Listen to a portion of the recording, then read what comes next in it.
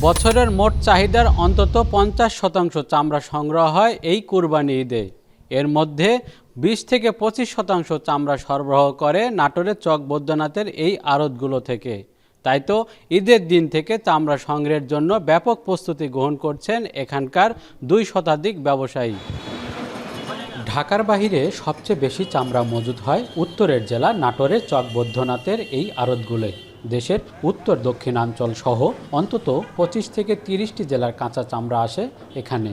বর্তমানে শুনশান অবস্থা বিরাজ করলেও কোরবানি ঈদের দিন বিকেল থেকে চামড়ার আড়তগুলো ভরে উঠবে কোলাহলে।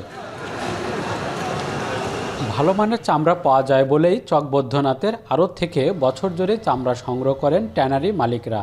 তবে চাহিদার সিংহভাগ চামড়া সংগ্রহ হয় কোরবানি ঈদে।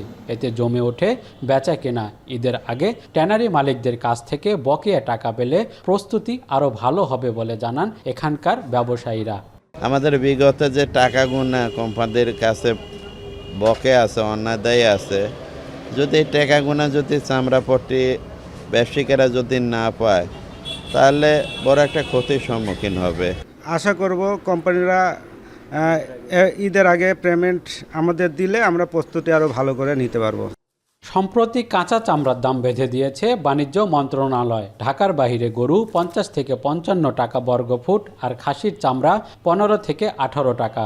এছাড়া বকরি সহ অন্যান্য পশুর চামড়ার দাম ১২ থেকে ১৫ টাকা। তবে এবারও লবণ সিন্ডিকেটের কাছে জিম্মি কাঁচা চামড়ার ব্যবসায়ীরা।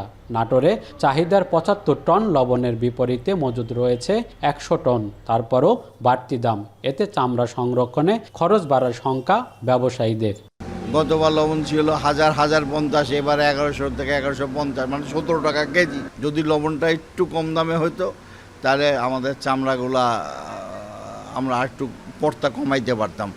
গত বছরের তুলনায় এবছর বেশি পশু কোরবানির আশা চামড়া ব্যবসায়ী সমিতির নেতাদের। এতে বাড়বে কাঁচা চামড়া সরবরাহ। তাই এবার ঈদে গরুর চামড়া ১.৫ থেকে ২ লাখ পিস আর খাসি বকরি সহ কোরবানির অন্যান্য পশুর চামড়া ২ থেকে ২.৫ লাখ পিস সংগ্রহের লক্ষ্যমাত্রা নির্ধারণ করেছেন ব্যবসায়ী নেতারা।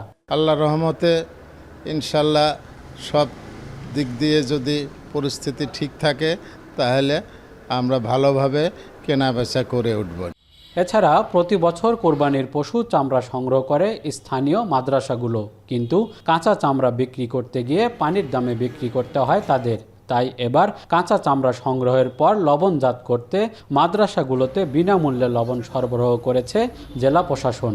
নাটোরের যে মাদ্রাসাগুলো রয়েছে, এতিমখানাগুলো রয়েছে, যারা পবিত্র কাজ হিসাবে এটি দান করা চামড়া সংগ্রহ করে, এতে আমরা লবণ তাদেরকে আমরা সহায়তা দিচ্ছি বিনামূল্যে। এই লবণটি তারা সুন্দরভাবে এই চামড়াতে লাগিয়ে সংরক্ষণ করে আমাদের এই হাবে সরবরাহ করে। সব ঠিক থাকলে ঈদের দিন থেকে এক সপ্তাহে চক বৈদ্যনাথের আড়তে অন্তত ২০ কোটি টাকার লেনদেন হবে বলে আশা ব্যবসায়ীদের। মাহবুব হোসেন, এখন, নাটোর। শিয়া বাটার, অ্যালোভেরা ও ভিটামিন ই সমৃদ্ধ লিলি বিউটি সোপ।